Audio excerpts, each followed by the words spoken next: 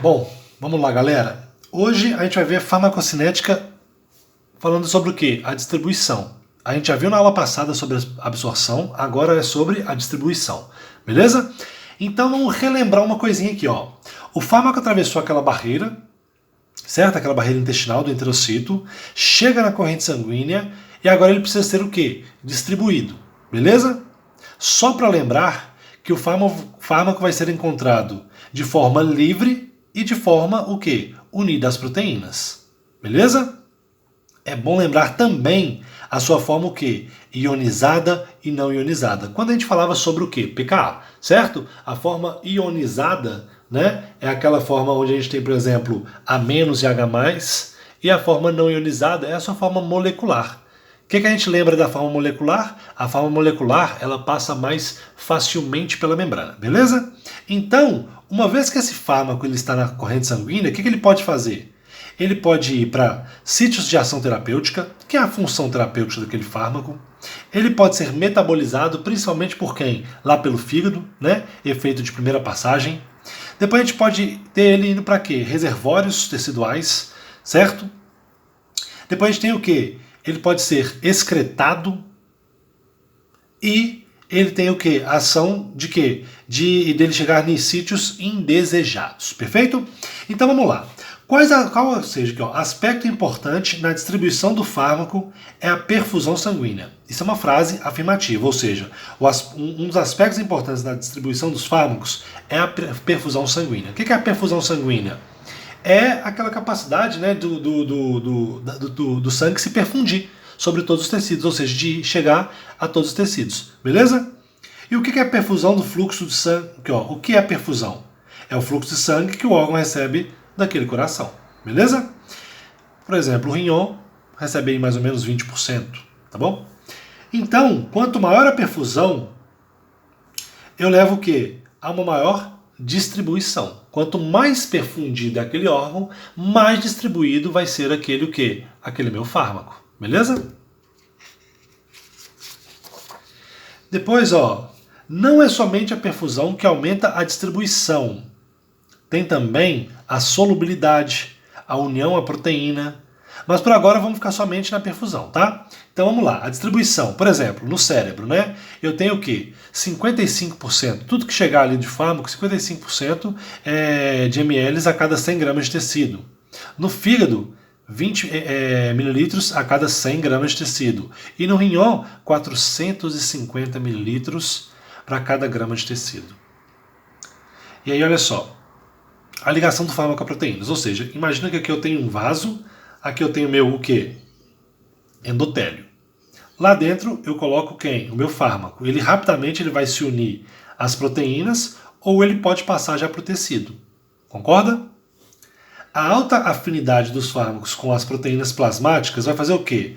Diminui a distribuição, diminui o metabolismo e aumenta o tempo de ação. Por quê? Porque quando ele está na proteína, ele está viajando, ele não está sofrendo metabolismo nem nada, e só quando ele se solta dessa proteína, que aí vai acontecer o quê? A sua ação. Então, quanto mais tempo ele fica unido à proteína, maior vai ser o tempo de ação, beleza? A quantidade de fármaco que se une às proteínas depende de 3 fatores. Quais? Concentração do fármaco. Se eu tiver uma concentração muito pequena, é pouco que vai se unir às proteínas. A afinidade do fármaco pelo sítio de ligação. Por quê? Uma vez unida à proteína, por exemplo, ele tem que se soltar da proteína para poder chegar no seu sítio de ação. Então, se ele tem o quê? Uma afinidade muito pequena com esse sítio, não vai ser tão eficiente, certo? E o quê? Concentração de proteínas também. Não adianta, se eu não tiver proteína, eu vou unir pouco. Se eu tiver muita proteína, eu vou sempre unir mais, beleza? Depois a gente tem o quê? Os fármacos têm diferentes afinidades. Temos aqueles conhecidos como classe 1, de fármacos que têm muita afinidade com as proteínas. E vale a pena a gente lembrar o quê? Lembrando que o fármaco livre, ele exerce sua função farmacológica. Ele unido, ele não está ativo, ou seja, ele não serve como função farmacológica. O que é esse classe 1? Como é que funciona? Esse exemplinho aqui, vamos olhar o primeiro exemplo. É o quê? Eu tenho muito pouco fármaco e todos eles se unem quem? As proteínas. Então, a dose é menor que o número de locais de ligação disponível. O que acontece com essa concentração desse fármaco? ela vai ser baixa. Certo? Classe 2. A dose é maior do que o número de locais de ligação. Então, a concentração do fármaco livre, consequentemente, também ela é o quê? Alta. Certo? Estou analisando os meus locais de ligação das proteínas. Certo? Se eu tenho o quê? O menor, a dose é menor do que o número de locais, olha o tanto de locais. Ó, tenho 1, 2, 3, 4, 5, 6, 7. Eu tive 7. E a minha dose foi de quê? De 3. Beleza? Esse aqui eu tinha o quê? 7 também. Só quanto que foi minha dose? 1, 2, 3, 4, 5, 6, 7, 8, 9, 10, 11, 12. Beleza? E qual que é o problema de eu administrar de uma classe e de outra classe? Ou seja, juntos. Ou, por exemplo, eu coloco classe 1 e classe 2 juntos. Porque o de classe 1 ele vai ser sempre desplazado pelo de classe 2. Aí o de classe 1 pode causar o quê? Respostas não desejadas. Por quê? Porque ele vai estar sendo encontrado de forma livre na corrente sanguínea. Beleza? Então a gente tem que tomar cuidado com esse detalhe aí. Sempre o 2 empurra quem? O 1. Ou seja, quem chegou depois vai empurrar o que está na frente. Pensa assim, tá? Outro fator que interfere é o local de ligação desse fármaco. O que eu estou querendo dizer com isso? Por exemplo, na albúmina existem 4 tipos de sítio de união para os fármacos. São quem? LOX 1, LOX 2, LOX 3, LOX 4. Ele tem nome? Tem, tá? Valfarina, diazepam, digoxina e tamoxifeno. Aí vem a questão do desplazamento. Se os fármacos competem pelo mesmo sítio de união, ou seja, vamos supor que eu tenho o mesmo fármaco que compete aqui pelo diazepam. Um vai ligar, outro não vai ligar. Concorda? Mas os fármacos podem competir por diferentes tipos de proteínas, aí não tem problema. E quais são os 2 tipos de proteínas que a gente tem? A gente vai ter o quê? A albúmina e a alfa-1 glucoproteinase. Glucoproteína ácida. Beleza? Drogas ácidas, certo? Vão ter o pH ácido, né? pKa ácido. Elas vão se unir quem? A albúmina. Já as básicas, elas vão unir a quem? Alfa-1 glucoproteína ácida.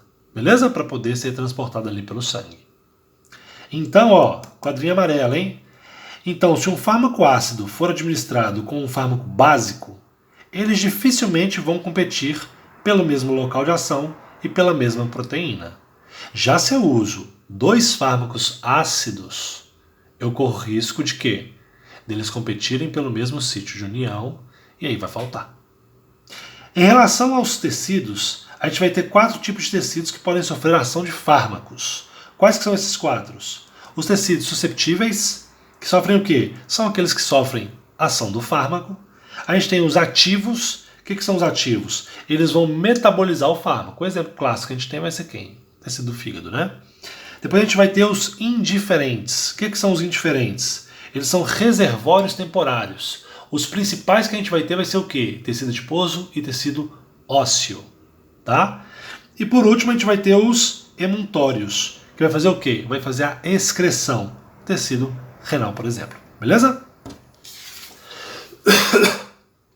Agora, ó, o que a gente viu? A gente viu que a perfusão ela é importante para a distribuição daquele fármaco. Ok. Existem outros fatores, como a lipossolubilidade, para poder alterar nessa distribuição do fármaco. Além do fato, como acabamos de ver, que é quando o fármaco está unido a uma proteína. Ele tem dificuldade de chegar aos tecidos. Então, se ele está unido a uma proteína, ele não chega facinho, não. Tá? Por quê? Porque ele tem aquela união com a proteína. Ela pode ter uma união muito forte, uma união muito fraca. Depende. Depende da afinidade, por exemplo, que o fármaco vai ter com o seu sítio de união. Tá? Então, relembrando, nós vamos ter 3 fatores que alteram a distribuição. Quais?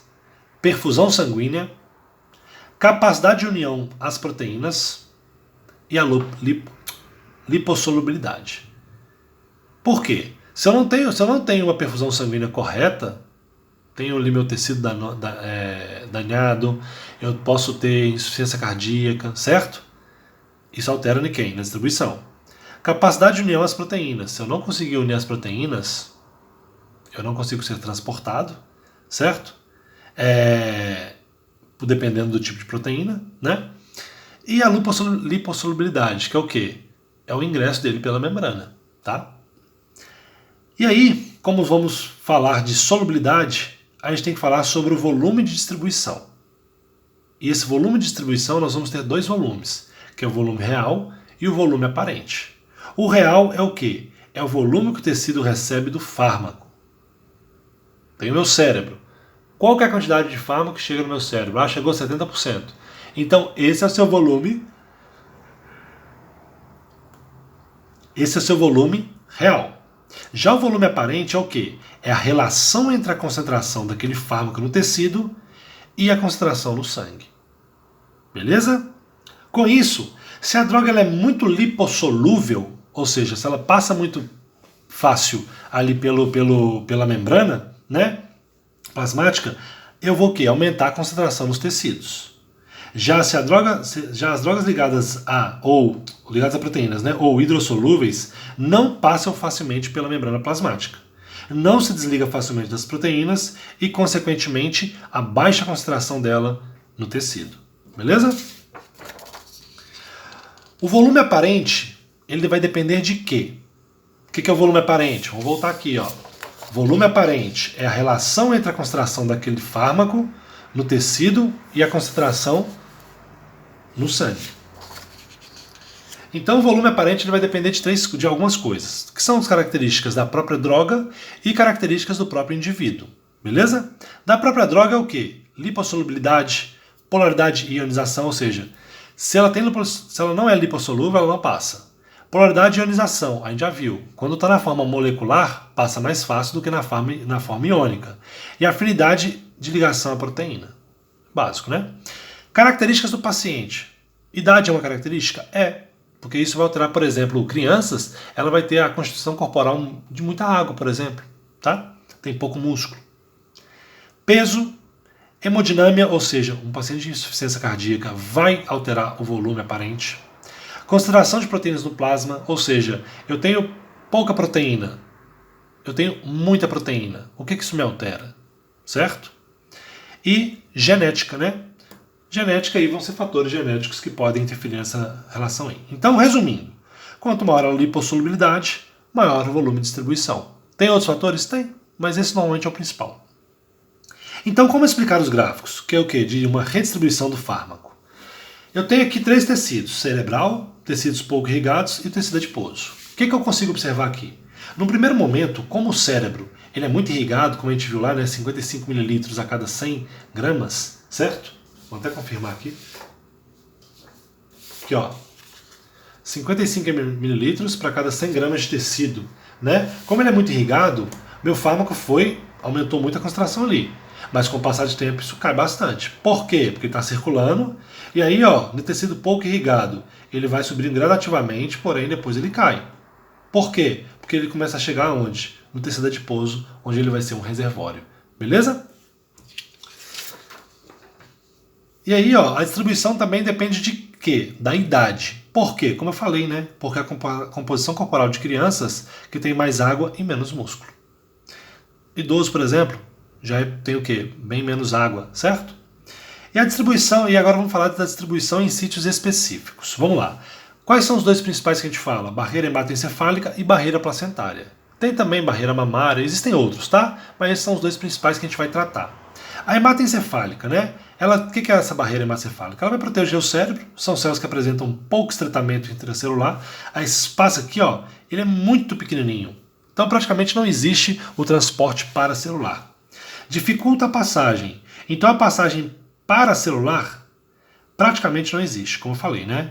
As que atravessam geralmente são lipossolúveis, apolares, tamanhos moleculares reduzidos como o álcool. Por isso que você fica bêbado rápido, né? Mais uma explicação, a gente já viu a aula passada que era sublingual, porque ia direto para o sangue, e agora a gente fica bêbado, por quê? Porque atravessa pela barreira hematoencefálica o álcool, tá? E o aumento do coeficiente de quem? De partição. O que é o coeficiente de partição?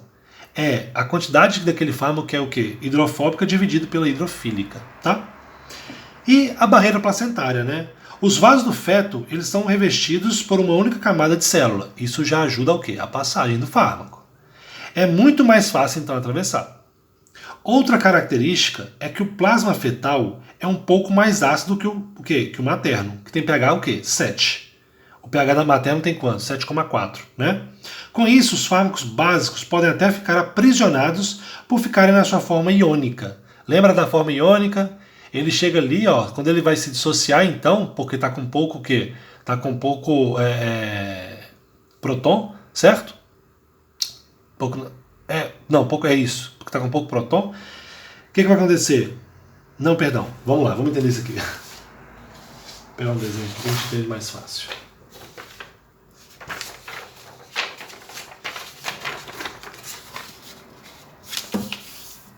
Por exemplo, eu tenho meu fármaco. Mãe, feto, certo? Aqui eu joguei meu fármaco. Ele, dessa maneira, ele passa pela barreira. Tranquilo? Aqui tinha o quê? Um pH de 7,4, né? Então, é o que a gente está falando aqui, ó. É que o plasma fetal é um pouco mais ácido que o materno. Com isso, o fármaco básico, então vamos chamar isso aqui de básico, certo? Ele passou para cá. Chegando aqui, o que tem muito aqui que ele vai encontrar? Ele vai se ionizar, tá ok? Por quê? O pH está muito ácido, certo? Ele se ionizando, o que acontece? Isso aqui não passa de volta pela barreira, então ele está aprisionado, beleza? E aí, se ele está aprisionado lá, sendo que não era para ele estar lá, ele pode causar o quê? Ações não desejadas, beleza? Alterações farmacocinéticas na falência hepática. É básico, né? O rim está falhando. O que acontece? Eu diminuo a síntese de albúmina. Consequentemente, eu aumento a concentração do fármaco livre, diminuo o quê? Pressão oncótica, né? Porque eu estou com pouca proteína no sangue. Consequentemente, aumenta o quê? O fluido tecidual, ou seja, vou passar mais para os tecidos. E aumenta também o quê? O meu volume de distribuição. Isso não quer dizer que isso é bom, não, tá? Porque quando você erra numa dessa, você vai toxicar a pessoa. E armazenamento de drogas, tá? São os dois mais comuns, é o quê? Tecido adiposo e ósseo, como eu falei. Servem para prolongar o efeito. Quais são as consequências da formação dos depósitos? Porque aí eu vou conseguir o quê? Fazer uma manutenção gradual da concentração do fármaco no meu plasma.